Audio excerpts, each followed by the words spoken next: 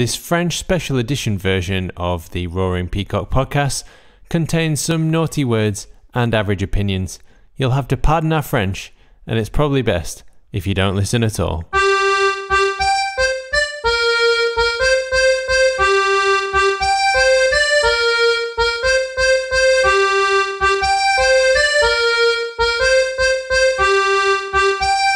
Bienvenue à le Roaring Peacock podcast. Je m'appelle Adonis. You know me from the Adelites on Twitter. With me today is Alex at Riot Badger. I'm not going to attempt French. Hello, everybody. You're not going to do the whole thing in French? Okay. I thought that's what we discussed. Elsa Pell. No, that's her name.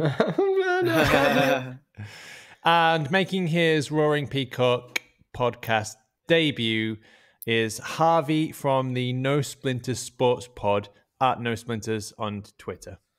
Bonjour. So the news this week. The week began with Bayern, who at this point have no shame, trying to sell us a dodgy French pastry. Croissants' buttery foot didn't trip up Rob Price, though, who sent the lad packing to France, where he belongs. Leeds brought out a maroon kit for the first time in the club's history. We learned through Filet that our club crest was inspired by a wine label, and we can only imagine the maroon kit was inspired by a lad spilling a bottle of red on his home kit. Leeds took on Man City. It was dubbed the Premier League's most intense tactical battle and master versus apprentice. But for all the oil money Pep is swimming in, the Whites battered City for the second 45 minutes, and Pep barely crawled out of Ellen Road alive and over the hills with his dignity in shreds. Big Kev moved to France, indicating that his contract with the Fizzy Drink FC is terminated. We're still not sure where that leaves us, but they seem to be wired on caffeine and ready for court. Jordan Stevens struck on debut for Swindon. Alfie McCalmont was thrust straight in at Oldham, and Ryan Eberson played European football with Aberdeen, while Bryce Hosanna moved to Bradford on loan. And Leeds pissed off what felt like the whole of France as hashtag #FuckLeeds started trending on Twitter. We signed a Brazilian winger, Raphinha, from Rennes, a subject we'll be diving into in our More Salt Please segment, this week dubbed Plus de sel, s'il vous plaît. And in non-Leeds related news, Donald Trump got coronavirus. There's no, I shouldn't really miss it. nothing funny to say about that. No. He said he's feeling 20 years younger, so I might. I didn't know that was the billing of a global pandemic, and once you get it, you come down in age a few years. So, well, he's usually feeling a woman 20 years younger, so that's a difference. Yeah, if you feel 20 years younger from Corona, sneeze on me quickly. Yeah. Okay, I'm getting through this now. The Premier League softened the handball rule, telling referees to use their common sense, to which we thought, they have that? A Loch Ness tour guide, clearly with nothing to gain, has spotted a Thomas Brolin-sized creature with his sonar in the famous lake. Scum were beaten 6-1 at home. Hey! Gunnersaurus was sacked to cut costs at Arsenal to throw a £45 million party. While unlikely hero of the piece, Ozil steps up to save him. We're still not sure that will get him a place in the team, though. The Premier League wrote an open letter to fans detailing their commitment to getting crowds back safely as the government changed laws to let people back into the Royal Albert Hall, the wankers. If a bunch of rich cunts in tuxedos went to the football, we'd be back already, and you know it. And finally, Rishi Sunak suggests musicians and others in the arts should retrain and find other jobs, prompting a surge in applications for Eqan, as people set to look to become out-of-touch Tory politicians, while the Rolling Stones have applied for work at their local chippy. That was your week, lads. How was it? Don't add anything back there. They can't get any satisfaction. Oh, here he is. Here he is. Yeah, so how it is. Yeah, there's a lot of things in there that annoy me. So let's start with Rishi Sunak. You prick.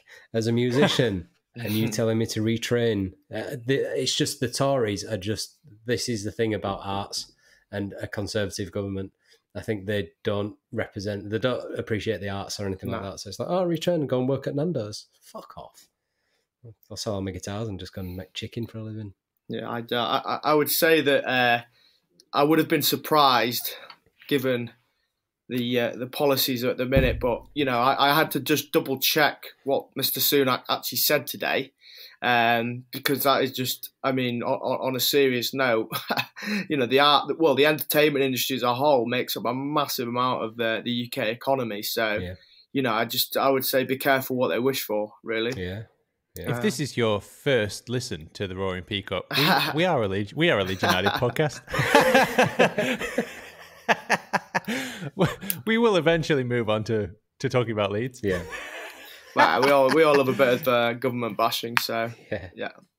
Get it off your chest while you can. That's it. No, I mean the thing is they're itching, they're fucking burning to put a bit more money into their own pockets, aren't they? And to give a few more government funds to their mates, and a few more government contracts to these fucking weird companies who nobody knows who owns them, and they don't have any assets, and they don't do anything. Michael Gove haven't got shares in Little Mix. I've been reading the wrong papers, surely. I did see on the government contract fronts that apparently Serco have applied for the Man United job. They can't do much worse than Mr. OGS at the minute. Oh Jesus! Yeah, I'm a bit of an Excel geek, and just we were talking about it in the group chat, and somebody mentioned 15,000 rows. Said, "Oh, you're using XLS." I didn't realise what they were talking about. I said, "You're using an outdated format." I said, "You need to use like a binary. You need XLSX, which will give you no row limit." And then they said, "Have you just cracked what's gone wrong with the whole coronavirus thing? Like, what coronavirus thing?" Yeah. So it turns out me, an idiot, can figure that out. I have absolutely no idea what the hell you're talking about there, Alex. Fucking hell. Basically, the Cliff Notes is they were using Excel as a database, and the version of Excel that they were using was 2007. You telling me that the government are using outdated software, Alex? Yes, yeah. Which limits the amount of rows that can be stored in it. So it got to the row limit. They didn't realise it was updating new records. So it looked like coronavirus was on the wane, but it was because positive results weren't being recorded. And then they fixed it, and it just went, oh, fuck. That graph's gone red.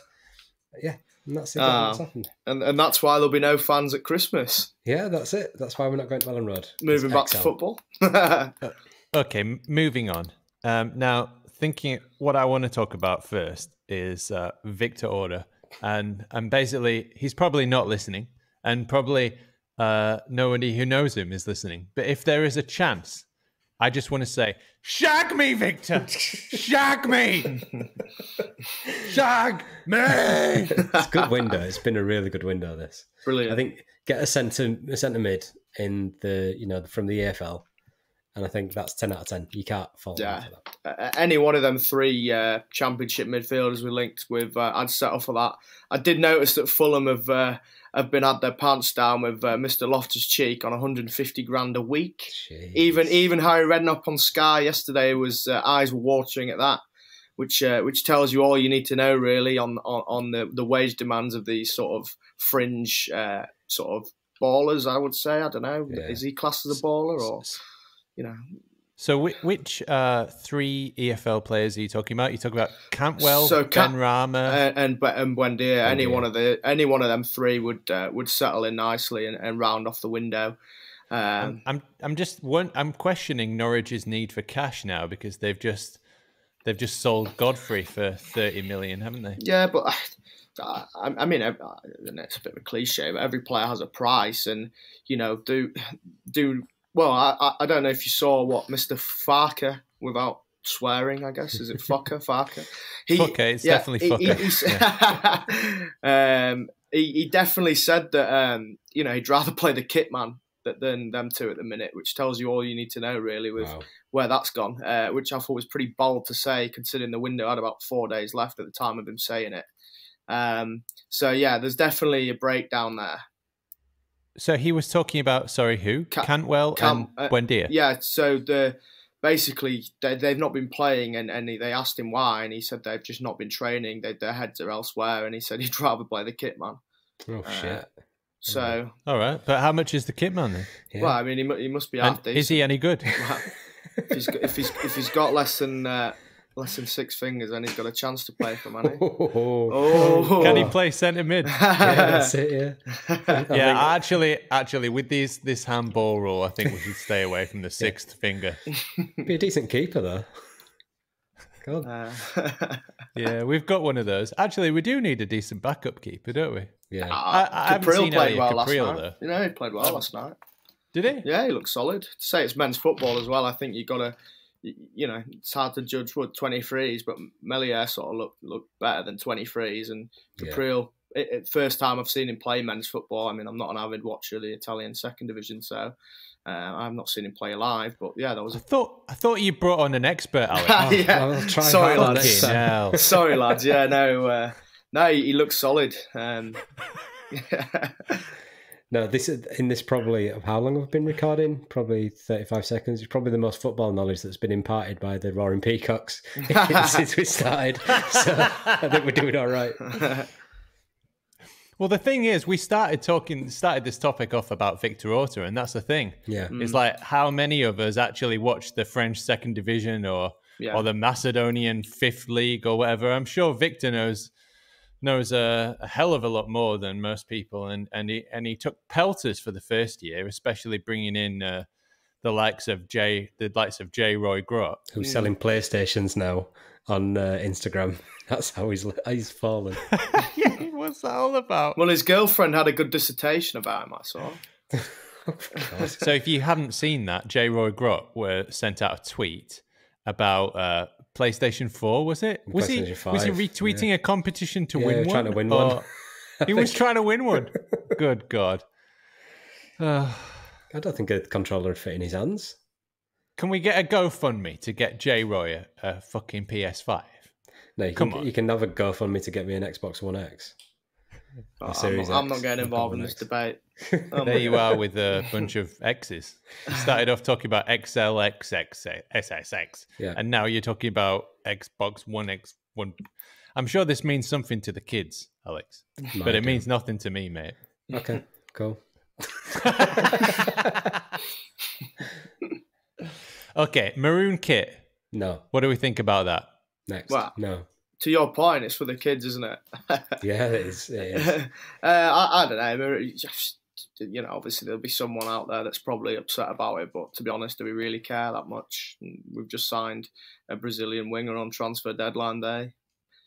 We've signed Rodrigo, we've signed Koch, we've signed Llorente. A red kit, couldn't care less, mate. if that's the price to pay for this window, I think I'm okay with it. For me, it's just a kit. I don't love it, so I won't buy it, and that's basically where it starts and ends. Like Barney's posted a picture of his on the group chat, and it looks a lot better in them photos than it does in the ones that the club have put out. But I still don't think it looks like Minecraft meat. It looks like somebody has just basically cut a cheap open in Minecraft, and that's what's inside it. Don't do it for me. But digital camouflage, innit? Yeah, that's it. Yeah, it would look better in pink, don't you think? I don't know. I liked the pink kit last year. I think a yellow version of that with digital camo, I think would have sold a lot better. But apparently yellow doesn't sell. But I think if Rodrigo scores a hat trick against Man U, well, no, but he'll never wear that against Man U. But at least if we bang loads of goals and we qualify for the Champions League in a maroon kit, that will be popular for years and years to come, and I'll eat my words. So. Yeah, I mean, for me, I kind of don't care. I mean, they just slapped it on. And when I went on the club shop the other day, because actually it was yesterday, because I want to buy one of these a bit of this training gear. The quarter zip one looks really nice to me. And they've run out of sizes already. And I looked on the away kit, and they still haven't run out of sizes. And that away kit is really that's the best kit I've seen for years. Yeah, it's for beautiful. Years and years. It's so beautiful, and it's not sold out yet. So what do I know? Yeah. I realize that I know absolute jack shit. I know fucking nothing. And if they sell out that maroon red wine digital camo print, then good on them. Yeah, they're getting money for the club and whatever, Yeah, I mean, there's no accounting for taste. We've only played in the away kit once, and that was Sheffield United, wasn't it? So everything else has been the home kit. So that's going to be the popular one. Yeah. But I think the more that we see played in it and the games that are played in it, I think we'll see more of them around town. Well, I tell you, when I watched the 23s or 21s, whatever you want to call them, last night, I did have to double look at it. I thought I had the wrong stream for a minute. Did they play in the maroon kit last night? They were playing in the red and gold, and I did have to double look for a minute. And shit, yeah, we are playing in that kit these days. But it's not as red as you think. Like when you're actually watching it, it just looks like a mess, basically. It's the best way to describe it. There's no real colour scheme on it. You couldn't pick out a single colour on there. There you go. That's the answer. It looks a mess. Next subject.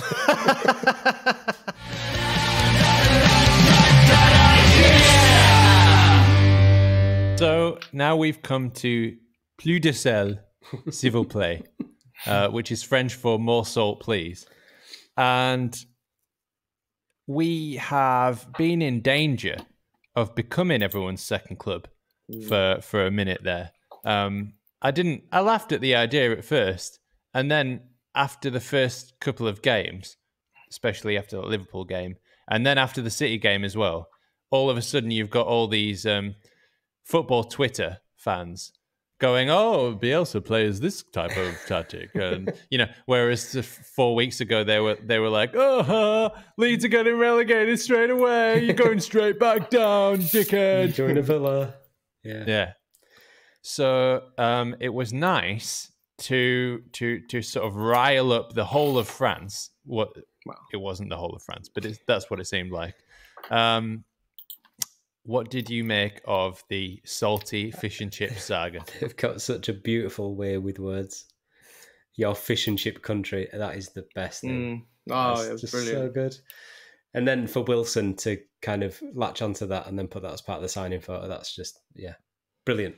Brilliant shit out. So you're referring to a tweet by Rital at 23 Rital.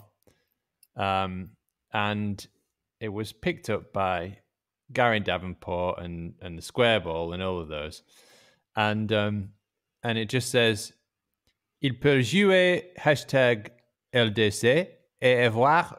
I'm not going to read it out in French. I'm going to say, what's the French for hashtag? Hashtag. Hashtag. He can play the hashtag LDC and have visibility at European level, but instead of staying at Rennes, which has a great sporting challenge, he prefers to go and play in a second-rate club in England without a European Cup. Go fuck your mothers with your fish and chips country. We're just doing as much for Anglo-French relations as the Norman conquest did, I guess. It's brilliant. It's funny because I've just Googled Rennes just to get a bit more background info on our new friends over the channel, and it says since the 1950s, Rennes has grown in importance through rural flight. So, and it says here it's the 10th largest in France with 720,000 people.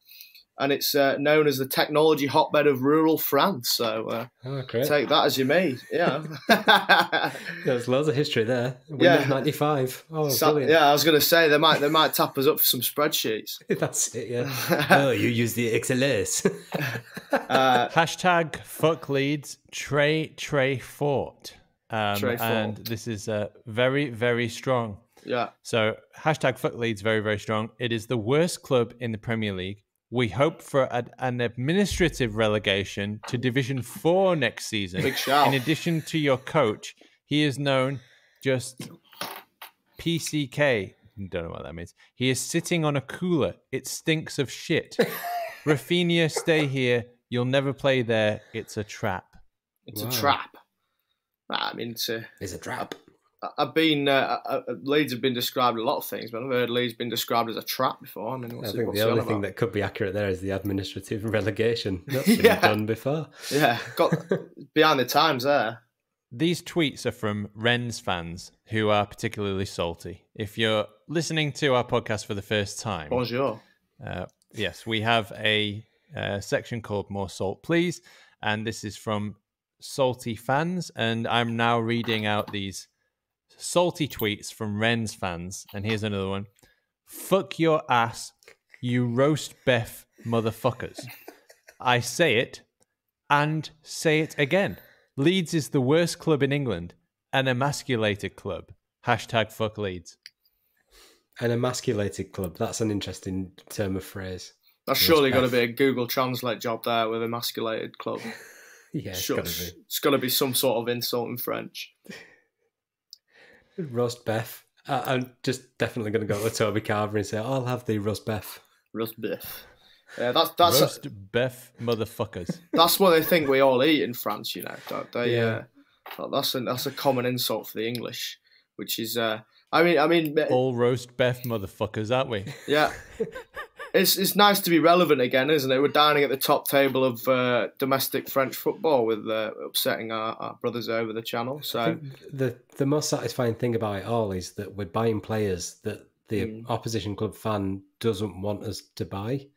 Yeah. So otherwise it was like, all right, you want that guy? Yeah, cool. I'll drive him there myself. And that's probably what we've been dining out on for years and years. And now people are actually really pissed off that we're buying Raphinha. And that is beautiful to me.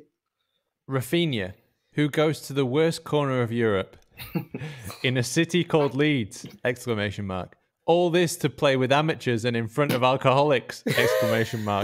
What a shame, club. Play with amateurs in front of alcohol. Oh, crikey. To your point, Alex, I mean, Raphinha, I watched him on Sunday night, and then I sort of was like, wow, I mean, this guy, Rennes to get up there on their sort of size of budget last season is pretty impressive. So, it is nice to be attracting top talent around Europe again. Yeah, definitely. Loving it. You can go and shave your penis. Yeah, I like that one. To leave at the end of only one season, you took us a lot of idiots. That guy basically opened Twitter on his phone and went, right, I need to insult Leeds fans and Raphinha here. Go and shave your penis. That works. What kind of mindset are these guys? I mean, that just sounds like a bad idea in general. He's had us there, hasn't he? No, what can you reply to that? I mean, there's only so many penises you can shave in a day, really, isn't there?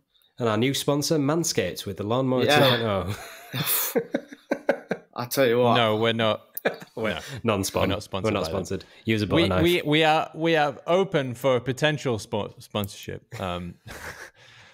So here's another one. You should tell your sisters to wash their schneck. We smell the smell from Brittany, you dirty son of a bitch. See, I looked for schneck and what schneck means, and the only thing I can find is nose.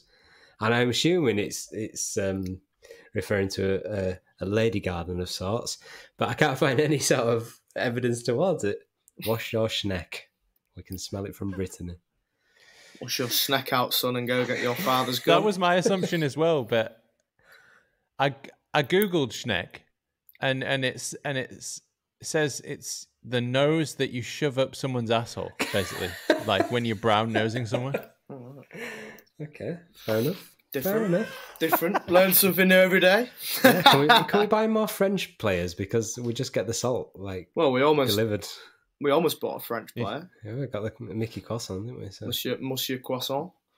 And and have you noticed actually on that deal, it's technically now €10 million. Yeah, and it's loan, isn't it? It's loan to buy.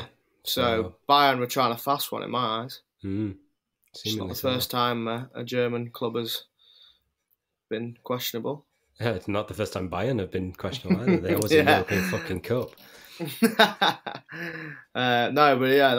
That's an interesting one, because I want to see the Marseille team sheet on Saturday when they play and see if he's actually in the squad, and then we'll find out who's telling the truth. Yeah, he's on the side in his wheelchair. So just to finish off that segment, so it kind of all started with that tweet from Rital. Yeah. And that tweet ended with "Go fuck your mothers with your fish and chips country," and then the official LUFC Twitter account shared a contract and a pen with a plate of fish and chips next to the contract, and don't go to bed just yet. Yeah, which is playing on our PTSD from being a Leeds fan, because that was the worst window I've ever witnessed. No. I remember refreshing my phone, laying on the sofa, like, what's happening here? Yeah, don't go to bed, and then Jason Pearce was like, this looks decent. Didn't he claim he was watching a film or something? Yeah, some series or something. Yeah, he claimed he's watching a film. So yeah, it's good that we actually have that tweet come out and we actually sign a player and don't sell two other clubs. So that's good. There was a nervous half an hour really when Angus came on Sky and sort of said, we're positive, and then there was just no news and everyone's like, oh my God, what's going on? And he looked shell-shocked, didn't he? He looked like he'd been in a war. He looked rattled. Although it was good that he said about Victor, going back to Victor, because there's interest in Victor. And Sky said, so are you confident that you could keep him? He was like, he's doing well, so, we're confident we'll keep him. And if they saw his behaviour in the director's box, they won't want him either. I mean, what a man. What a character. Yeah. I like him. I mean, he's had some sticks, but he's good. Yeah, and someone tweeted out, one of these Wrens fans tweeted out Wilson's profile and said, "Oh, this is the social manager of Leeds," and one of the replies was, "Quel salope, il nous a troll en plus l'annonce," which translates to, "What a bitch, he trolled us on the announcement." Yes, get used to it. That's exactly what we do now. That's our modus operandi. So, long story short, everybody started loving us, and then we riled up the whole of France. Good, that's cool. Let's leave that. So now it's the international break. And what do you guys do during the international break? What does anyone do? Well, sit in a darkened room, as I'm doing now. Yeah, you're getting prepped. Well, FIFA 21's out, so I'll be playing on that and slagging off how the players look. And there's no Ellen Road. There's no Ellen Road. Yeah. No. And they've kept us at 3 stars, which means if you go on seasons, you get matched with Rangers or Celtic or Rangers or Celtic or Rangers or Celtic. Or Stad Ren, actually. Yeah, actually, that'd be good. I'll polish up my French and get my mic out. I mean, I haven't played FIFA since I was a very small version of myself. Did you say virgin or version? Probably both, was it? Yes. In fact, I'm still a virgin, as you can tell. I'm pretty sure I communicated that without saying it. Says me, I was 37 still playing FIFA, so you know. But I thought about it. I did think about playing FIFA this time because I presumed that there'd be Ellen Road there. Yeah. So I wanted the first FIFA of us back in the Premier League, and I thought, it'd be fantastic. We get Ellen Road, and I can see Bielsa sat on his bucket. Now there's none of that. Calvin Phillips still doesn't look like Calvin Phillips. So I think the first update we'll see something, but it's going, really going. This is what I was. So they're just cashing in, basically. I mean, this comes as no surprise really, because FIFA sort of tend to pander to maybe 10 superstars and make them look amazing, and the rest are all generic. But I mean, to make up for the lack of Ellen Road, the mighty Harrogate Town are on FIFA for the first time. So that's good. I'll be taking them from League 2 to European glory while I wait for the Ellen Road update. No doubt. But it's good. I mean, it's good for Leeds as in terms of younger fans. If we have some good players on FIFA, like, I know it sounds really daft, but these things do matter now. Young fans want to support the best teams. They want to play with the best players, and all of a sudden Leeds are back on the big stage. And we've been away for 16 years. It gives us a good chance now to sort of capture on that momentum, and any little edge like that gives us is great, in my opinion. Yeah, it's good PR. It is good PR. Yeah, brilliant. But that's what I'll mainly be doing. Or I've got some tracks to record, or anything that isn't football. And I'm sure somebody will ask me to watch the international game, and I won't. Only if Phillips plays. Even if Phillips, I'll probably tune in for the highlights after Phillips has played, because England football has bored me for years and years and years, and I cannot watch it. I have to check out for the formation first, because if they're playing 3 defensive midfielders there's no point. and 7 defenders, then I don't think it's going to be an enjoyable watch. No, there's no point.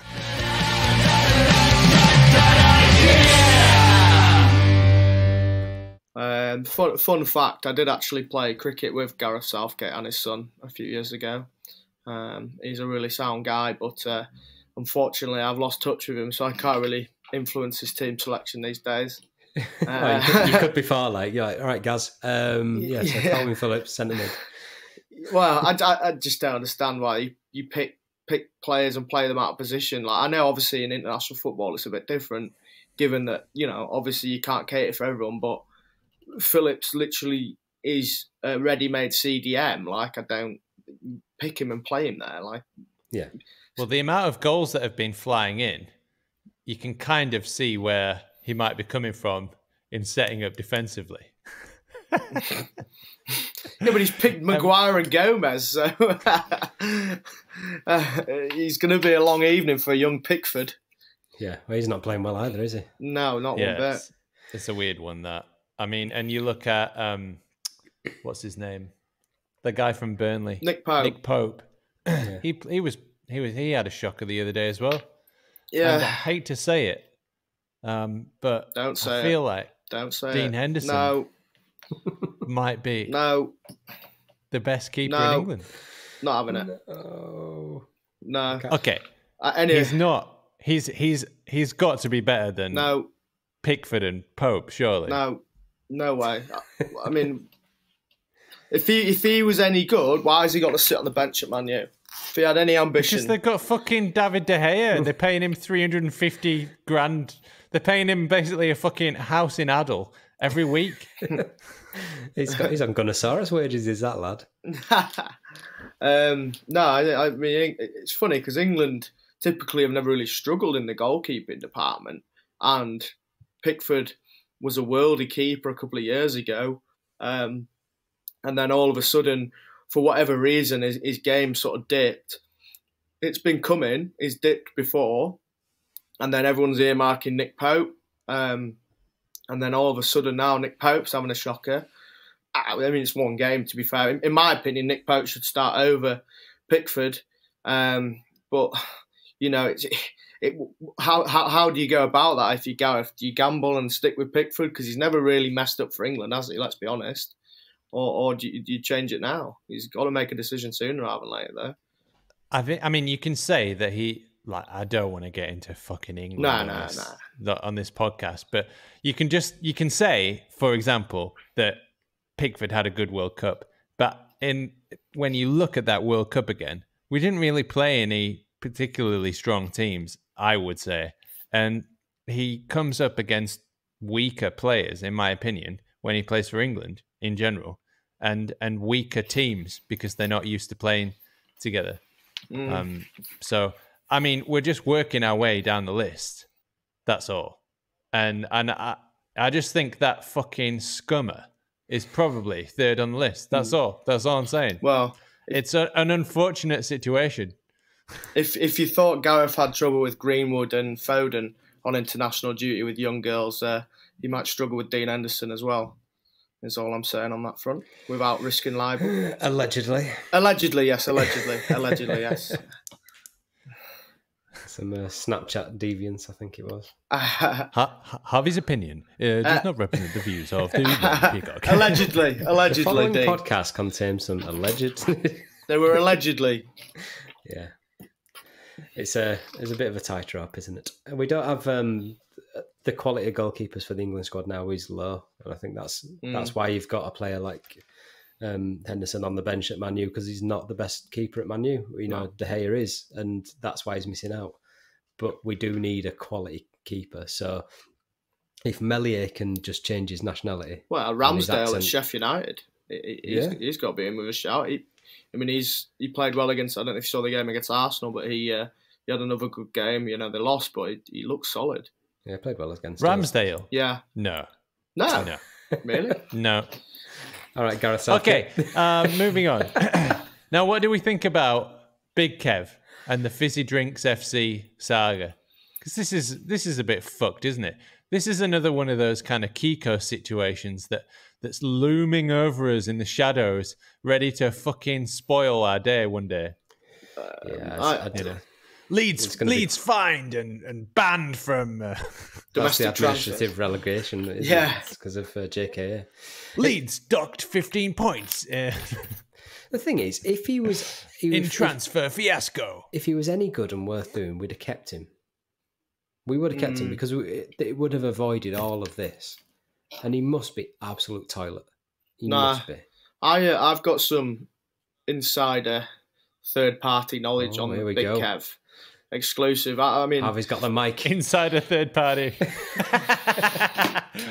Sounds like a Trump do that, doesn't it? He allegedly stopped turning up to training. So whether that's true or not, apparently he just, when lockdown happened, he never came back to Thorpe Arch again. Now, whether he fell out with Bielsa and never turned up, but I have a pretty good authority that they didn't see him after lockdown. So read into that as you want. But also on the legal side of things. So, I mean, obviously there's the Messi case in last year. So La Liga couldn't. Messi's contract was contracted to the end of La Liga season with a stamped date. Now, Big Kev, our buyout clause passed that date. So there is a really good chance where I think what will happen, there'll be mudslung from Leipzig. They'll obviously want their 21 million, as they would. I mean, if the shoe was on the other foot, we'd be doing the same thing. But I think Leeds have called their bluff a little bit by them going to Nantes, because now if they go down the ownership route, well, hang on a minute, you've sanctioned a move for a player that's now playing for another club, and it's just going to get messy. Yeah, it's going to get messy for Leipzig. You know, obviously they've done the right thing for Big Kev, because I think Leeds, have stuck to their guns and been played hardball, and I think it wouldn't have bothered them if Big Kev did play for a year. But Leipzig have sort of forced their own hand and looked out for the player, which is fair enough, and said, look, go play football. Which makes it a lot easier for Leeds now to say, well, hang on a minute, you've got rid of our £21 million asset if you want to go down that route. So, it's an interesting one. The terms of the contract, from what I understand, was the buyout clause was enacted if we were promoted before a certain date. But because we were promoted after that date, that's the legal loophole that we're using to get out, isn't it? That's how we get out of this. But I can't see Leeds getting away scot-free in terms of we will probably have to come to some sort of amicable agreement with Leipzig to say, right, well, actually, we did use your player. Used with a very loose term. I think he played about 3 times, didn't he? But from what I've been reading, from what I've seen, the fact that Leeds are very quiet on it tells you all you need to know, really. The less said, the better. Yeah. And this news yesterday was probably a blessing in disguise for the coffers of Monsieur Radrizzani. Yeah, let's hope so. Let's move on. I've got a master plan to get us back into stadiums. You ready for it? Let's go. Okay, now the Tories are the ones holding the keys, right? And they like things like grouse hunting and Royal Albert Hall, shit like that. So I figure we just need to, up the class of going to football stadiums. So, we need things like, we need people to dress up in tuxedos, okay? we need Voltaire and recitals of Beethoven and some operas at halftime, Yeah, we need hors d'oeuvres to be served, could have in regular intervals. Maybe at the drinks break. Bring the drinks break back and get some servants, butlers, walking around with a silver trays of little vol-au-vents and all that. Yeah, it's a difficult one for the government, because at the start they let Cheltenham go ahead, So they got absolutely slaughtered for doing that.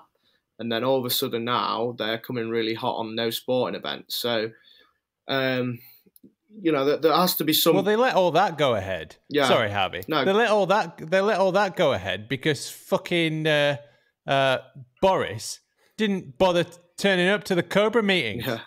Missed 5 Cobra meetings because he was planning his divorce. The fucking idiot. Yeah. Sorry. I don't know. I just think that it makes, we've seen enough now with coronavirus to know what works, what doesn't. Obviously, 20,000 people on top of each other isn't going to work. But, on our secondary, I'm not plugging it, by the way, it's a shameless plug, but we had the general manager of Harrogate Town on last 2 weeks ago, and he was just sort of explaining the impact on a lower league club and the lower league structure for fans. And even they've been COVID ready to let fans in. So, I think the real truth in this is that the government don't care about the working classes, if you want to get really generic. They're quite happy to have grouse shooting because in their eyes they can trust the members of a grouse shoot, but they can't trust 10,000 football fans. That's the real truth, is they can't trust the fans, which I think is really poor, because look at all the out subsidiary businesses on a match day at Ellen Road, all the burger vans, the square ball selling the programmes. You've got everything there. It's killing the economy without them realising, but they don't trust football fans, and we know that the real reason why. We know why they won't let fans in. It's because they don't trust us. That's exactly it. They can't trust. I've got an opinion of football fans that we won't behave. We'll be swilling beer outside of the ground. But they can trust people who've got tuxedos who are going to Royal Albert Hall. They'll never say it though, but we all know why they're not letting fans in. It's because they don't trust us. Yeah, unfortunately so. I don't think they care about the economy. I don't think they give a fuck. Really? No, I don't think they care about that. They will when all the pensions start collapsing. Otherwise, they wouldn't have gone through with Brexit. Oh no, let's not start with that. Nah. Otherwise, they wouldn't. They wouldn't have given all that fucking cash to their mates for masks that are never going to turn up. But you see, so they don't give a fuck about the economy. That's how they see the economy is. The economy is their piggy bank. So that it's putting money into their pockets. That's the economy working for them. And the whole idea of eat out to help out was putting money back into the economy and the restaurant business. Yeah. So it's all fucked up, and it's all for interests that are not the public interest. It's all private interest wrapped up as public. But yeah, if they could trust us as the working class football fans and let us go back in, I think we would be back in there now, because the amount of money that they would earn from taxes, etc., would be good. But where they're great unwashed, that's it. No, they're not going to trust no us. Interest. They have no interest until we start dressing like them. Get in your tuxedo. Get in your riding gear. Get your hunting jacket on. Get your smoking jackets on. Get your fucking flat cap and get on your horse and ride to the stadium. And potentially they're going to think, oh, I do believe that these football fans have turned a corner. Maybe we should allow some of them back into the grounds. Yeah, I don't think that's going to happen. We've already had the idea of dressing Alioski as a grouse. I think that's enough. We all turn up with a gun. Alioski is dressed as a grouse. Paddy can bring his 2 dogs. Yeah, so I think it's Duke. One of his dogs called Duke Bamford. Yeah, it shows you that they run him quite hard. That when Bamford was taking his dogs out for a run, that the dog quit before he did. I've never heard of a dog give up on a run before. Yeah, that's it. That's a good idea, actually. We need to send Prince William.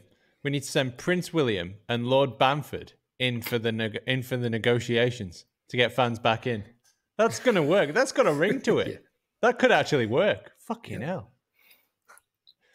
Please make way for Lord Bamford and His Royal Highness. It's funny because if these football teams were in Tory strongholds, we'd have fans back by now, I would assume. Yeah. Bamford could do a little violin recital for them. That's it. There's something's going to come to a head at some point next week, isn't there? Let's be honest. There's 20,000 signatures already on this. The Football League and the FA sent out, and the Premier League sent out a joint petition this afternoon. So at some points, there's going to have to be a real debate with government. They've been sort of saying no, it's trusting the science, but science is subjective. I think the issue that most of us have with it is that there's just double standards. Yeah, that's the problem at the moment. Yeah. So on the one side, they're allowing people to go to the cinema and go to the Royal Albert Hall and go fucking grouse hunting, and on the other side, they're saying that they have to stop the trials of football fans going to stadium. Now, I mean, I've looked at the science, and if you're in an enclosed room that's air conditioned, which is recycled air, that is a much more that's a much more dangerous environment. The virus is going to spread a lot quicker there. You can be a lot further away, and the virus will spread, and you can catch it. And wearing a mask isn't going to do anything unless you've got a proper N95 mask. Yeah. Whereas when you're in the outdoors, at least it is a lot less chance of you picking it up. In other words, the infection rate is lower. So I think everybody associated with Leeds and anybody who personally knew Norman Hunter, would have a very, very vested interest in making it as safe as possible, because we all know the potential consequences. But at the same time, there's just no fucking common sense being shown. There's no clarity. No. And there's double standards everywhere. Yeah, and to your point, obviously Norman Hunter brought it really close to home. But one way of doing it, there's enough surveillance technology for football hooligans, and they film every behaviour on a match day. So one way of doing it is a points system. So let all the fans back in, and then if your fans are breaking social distancing rules, there's your accountability right there. You don't want to be the tit that sends it over the edge, that stops your team having fans in. Yeah. That is one way of saying to the government, right, well, actually, there's enough technology about in a football stadium. There's enough cameras, enough stewards. If you say, right, you've got a point system, any more than 10 breaches of social distancing on a match day, you can't have fans, and that would weed out, that right then and there. That's your accountability that they need. They just can't trust us for reasons we said earlier. But let's be creative. Let's stop saying we can't do it. We can't do it. Why not use technology? Why not be creative? Why not lead the way in it? Because this virus is going to be about for years to come. So we can't just keep hiding from it forever and ever. Like there's enough clever people in this country to make something like that work. Be worth a go. I mean, I think that behaviour side of thing, I think 10 probably would be too many strikes, because I think, could you imagine, like, Rodrigo scores the 98th minute winner against Man United at Ellen Road? Nobody's social distancing at that point. And then that's the issue. Everybody's banned. But yeah, we do need to come up with something, because football is a massive part of people's lives. Yeah, and huge. Yeah, people are at risk from it, absolutely. And I don't want to downplay this virus in any way, but we need to get to some sort of normality, and if we can do that in some sort of technology and rules based attendance, I'm all for it. Let us try it. And if we fuck up, we fuck up. Yeah, exactly. And then you can turn around to the government and say, right, well, we've had 4 games and not a single team in the whole 92, every team in the country, non-league, whatever. And then you say, hang on a minute, it proves that they can be trusted. Yeah. And you can't even ban alcohol, because if you ban alcohol, what do you think you're going to do before a match day? You're going to go to the court, bring a few tinnies. You know what I mean? People are going to drink. You have to give them that level of normality with consequences. For me, this is how you do it. You get those tests from Spain that take 15 minutes to get a result, and you add it, or you add 70% of the cost of the test to your ticket price, and everybody gets tested who goes in, and you obviously have reduced capacity and social distancing, and yeah, anybody who's negative, you're fine. You get to go in, and anybody who tests positive, fuck off to the hospital, and that's it. Just go home and self-isolate. It's simple. I think that's how we're going to end up battling. This is really deep for a football podcast, but I think that's how we're going to end up battling this, is that testing's going to get easier, cheaper and faster.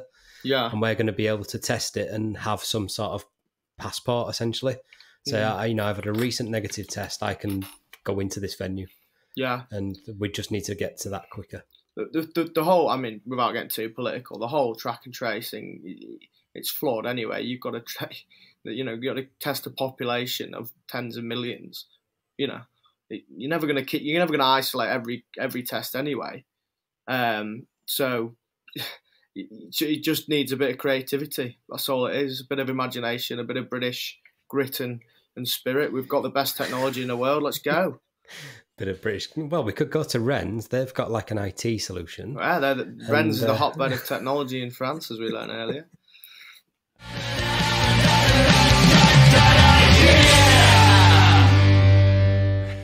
Okay, so moving on. It was a very strange weekend.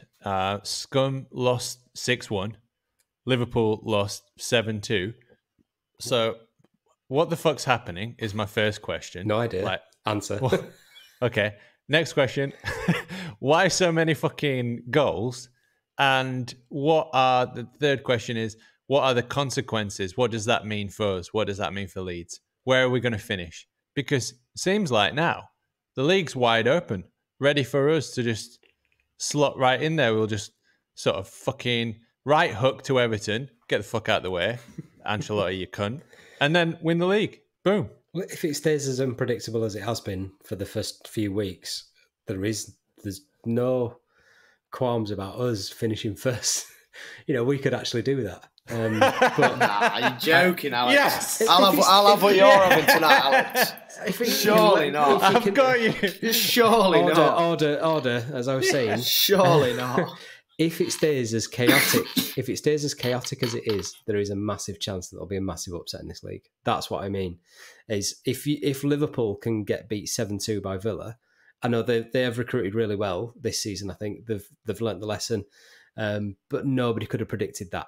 Nobody could predict that they would concede 7, Liverpool and Man United as well. I mean, they're a lower half team now, but still, you wouldn't expect them to get beat by that margin. It's all over the shop, and I mean, I'm all here for it because it's really interesting. It's good to watch. It's not the procession of the top 6 that you normally see, but if it does stay this chaotic for the duration, there is going to be an upset somewhere. So, I mean, let's just bring try and bring some normality here. I thought that was a decent explanation. Yeah, I mean, I get what you're saying with the unpredictability element of this season so far, but let's be honest, Leeds are not going to. I will settle for 10th place. Let's be realistic. We've had a flying start. The league's all over the gaff. Boo. Yeah, boring. Harvey, coming on this podcast. Talking some sense. Coming on this podcast. Telling us 10th is good enough for our Leeds. Yeah, Super Leeds. I know, but no, I mean, one can dream, but let's be honest. It's been 4 games. Like, if I come back on, if I'm invited on again, I'm bringing the negativity on, so I doubt it. But in 10 games' time, let's see how the league's playing out. Because, yes, it's funny, 7-2. I mean, I did have a good chuckle at that, to be honest. But it just had to be Dean Smith's Aston Villa, which sort of soured it a tiny bit, given what's gone on in past seasons. But Man U losing 6-1 is just hilarious. I mean, that is hilarious to Jose as well, because you knew at half time when he brought a striker on, he wanted 10 or 12. He really wanted it. He wanted to really hammer him. But yeah, the thing is with Liverpool as well, you've got to remember that they had no Thiago, Mane, Henderson, Alisson. Obviously they shouldn't have got slapped was 7-2 even 7-2. But you look at Sheffield United, they're struggling. They've just signed Brewster, so that. There is plenty of teams down there. But then you look at David Moyes, he is Guardiola on Zoom, isn't he? So, the league just hasn't settled down. But if the league has loads of incidents like this with COVID and all the rest, then yeah, it's wide open. But I can't see this pattern continuing much longer. No. I mean, I happily be corrected and eat my words, but yeah, I can't see this lasting much. At some point, coaches are just going to, the top teams are going to do a role reversal and just shut up shop. Because everyone's going to attack them at the minute, and they're clever enough and they get paid enough to work it out. So let's see in 10 games' time. There were a few dodgy results. Weren't they? Yeah. But last weekend, it seemed to take it to another level. Yeah. And I think especially Liverpool, because they looked so good. They looked so strong. They looked like they were going to walk the league again, especially against Arsenal in the BTEC Red Bull Cup, as Alex likes to call it. That's the one. And then to absolutely get completely smashed by Villa, a team who were looking like they were going to get relegated easily. Yeah, it's just sort of turned it all on its head for me, and I don't mean to. Obviously, I'm not saying like Leeds are definitely going to win the league or even come close. I think there's a slight possibility now after last weekend's results, when I didn't think that there would be any possibility at all. But I'm not saying that we're going to do it. But I do think we've got momentum from the Championship, and I think that if we're anything, we can be extremely consistent, and we can turn on runs where we're completely consistent each game.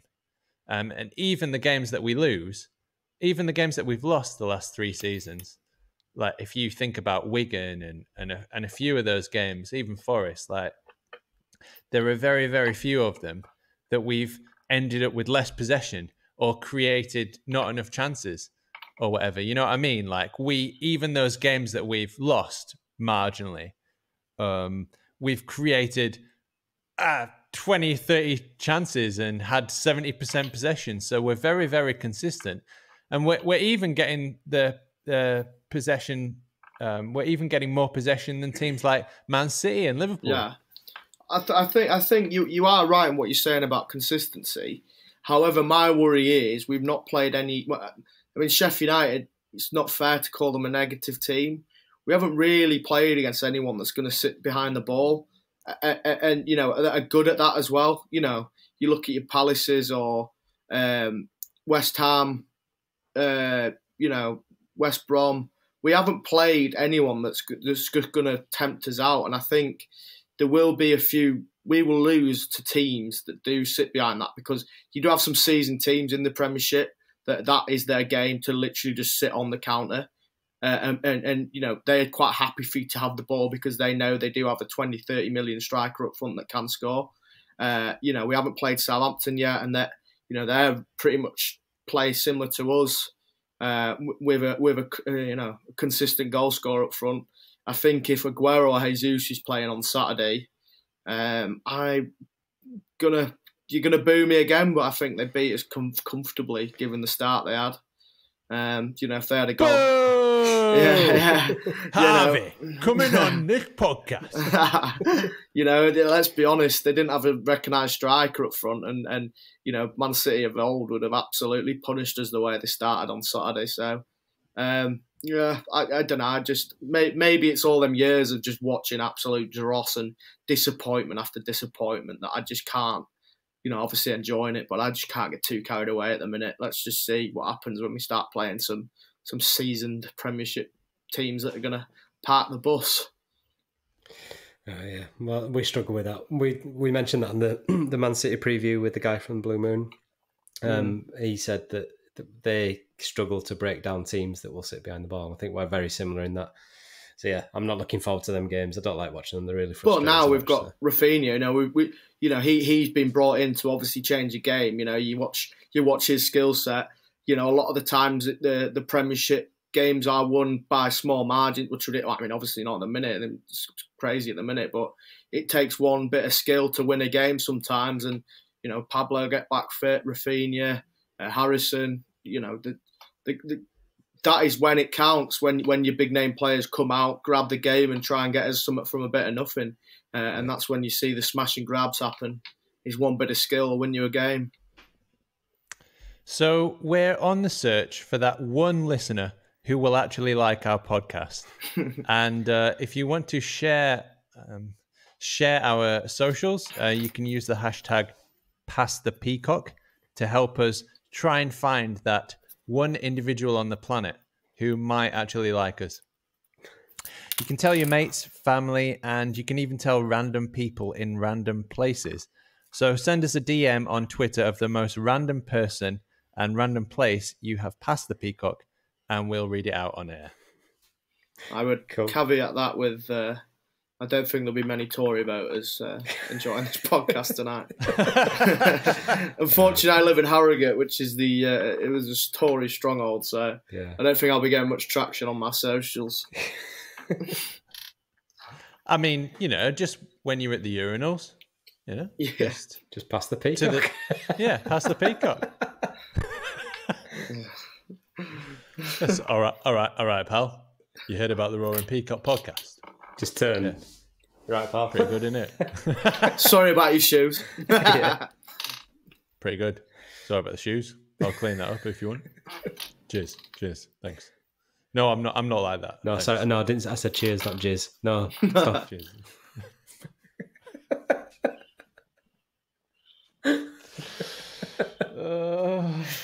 See, this is why I'm not going to last long on this podcast. So I'll say shit like that, and Adonis does shit like that, and then bye everyone. And then the police come and take us away. Well, I'm just worried about my libel earlier on. Alleged libel. No, but we covered it. Allegedly with Mr. Henderson. Obviously, it's banter. Oh no, it's we'll banter. Be all right. It's banter, Mr. Henderson. Yeah. Harvey will be all right. It's you that are going to have to get a lawyer. Yeah. Well, most Harrogate people have a lawyer on speed dial, so I'm sure I'll find someone. Retainer. Yeah, that's it. Fine. So, final thoughts, lads. On this week or Harvey? On me? On what? On this week. On life. This week, baby. Final thoughts. So, positives. Whatever you want. Well, I'll go Leeds based. I think we've deviated enough. I think the listeners will be thinking, "What the hell are we listening to? Is it a talk radio or?" I think that all the time. So positives for Leeds, I would say Robin Koch handled Sterling pretty well. Cooper solid as ever. Dallas and Ayling, I was saying to a few of my mates, I can't remember the last time them two had a bad game in a Leeds shirt. Positive there. I would say also Rodrigo looked a real deal against Man City when he came on. I don't know about you, but I was sat there laughing because I remember a few years ago we were bringing Noel Hunt on. And now we're bringing Spain's number 9 on. Negatives, I would say that Man City scored too easily, dominated the ball too easily. We showed too much respect early on. But I don't know what clicked. I don't know what happened, to be honest. I'm still trying to get over that. Literally, I'm sat there thinking it's going to be a cricket score. And then next thing you know, Klitsch and Phillips just start absolutely bullying people in the middle. And then it's like a different game. And it stayed that way for the rest of the game. But, a negative is we need to start better against the better teams. Otherwise, that could have been 3 or 4-0 before 20 minutes. Yeah. There we go. So final thoughts from me then. Really good transfer window. Properly pleased with that. I think we brought some real quality in. The squad now is an amazing looking thing. I think bringing the centre mid, like I said earlier, in the EFL window, I think we're done. I think that is fantastic for us. Long may it continue this sort of rise. I just hope that we invest in carefully. We're not doing a Ridsdale. There's no goldfish. Other than that, all good. I've just found out, lads, that Stuart Dallas has been awarded the Northern Ireland Football Writers Association International Personality of the Year Award. So we got to say a big congratulations to Stuart Dallas. And it's a so it is from me. I won't begin to. Well done, that man. I won't begin to do that because Anglo-Ireland relationships are already fraying during. Anglo-Franco's already done, so let's do that. Yeah, but no, fair play to him. He's a class act, isn't he? He is. He's been fantastic. He was my player of the season last season. Yeah, and like the pace that man's got, I just don't understand where it's come from. Him and seasons ago. Him and Bamford have been on the same training camp because I swear Bamford's put a yard of pace on as well. Yeah, absolutely. Like that was my one worry with us in the Prem is are our players quick enough? And it's absolutely yes. Yeah, absolutely. Yeah. To the last minute as well. Yeah, crazy fitness. Okay, the week began with Bayern selling us a dodgy croissant and Leeds bringing out a red wine-stained kit. And it ended with us boiling so much piss in France that they started insulting us with fish and chips and roast beef.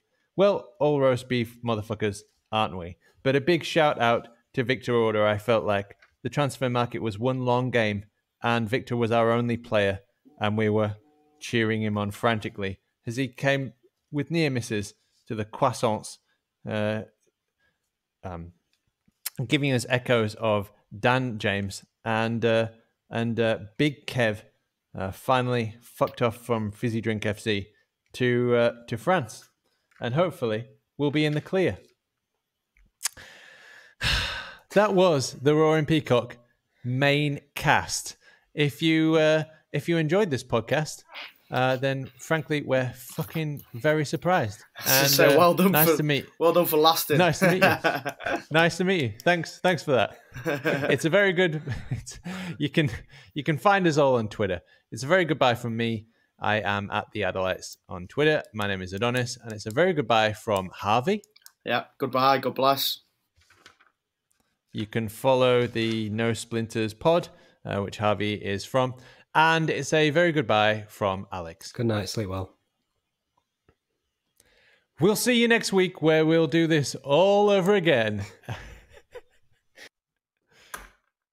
Thank you and goodbye. Most of our stats come from LUFC Stats or LUFC Data on Twitter. You should probably give them a follow as they're more interesting than us.